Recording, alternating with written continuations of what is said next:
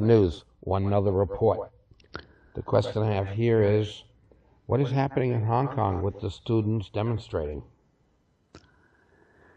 Well, keep in mind, it is more than the students demonstrating. The students seem to be at the forefront. The real question is democracy for Hong Kong. And once the seeds of democracy have been planted, which they have, there really is no turning back to a totalitarian control by China.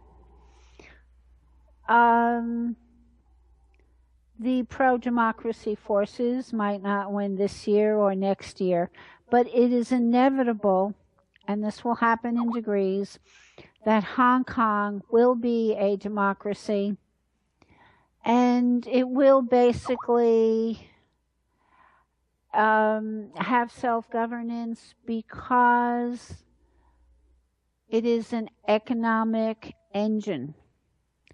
And it's one that China is not willing to give up because of its economic benefits. And because it can be, quote, taken over at any time or retaken over, it will happen in incremental steps, but Hong Kong will become a democracy. And it will affect the rest of China. China will put out PR stating that Hong Kong is exceptional and this is why they're not going to, quote, crack down. So the forces of democracy should become united and become increasingly hopeful that this can be accomplished within their lifetimes.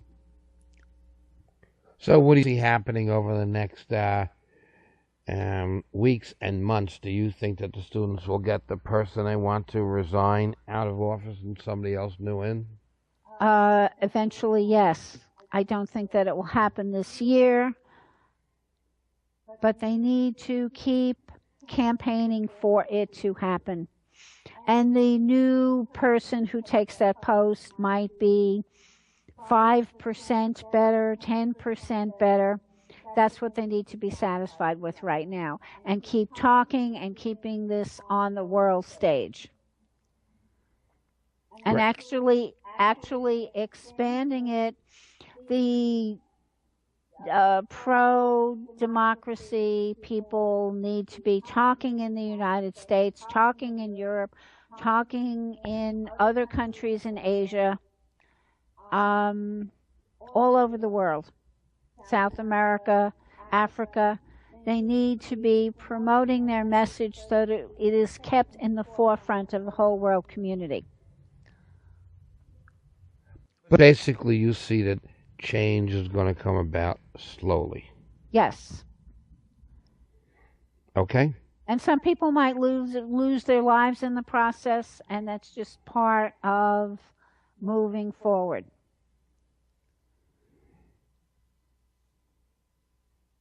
So if somebody does lose their lives or is seriously injured, they need to be the point man who is traveling internationally to keep the Hong Kong democracy issue on people's front burners. There's a lot going on in the world, and they need to keep upping their commitment and the number of people they reach.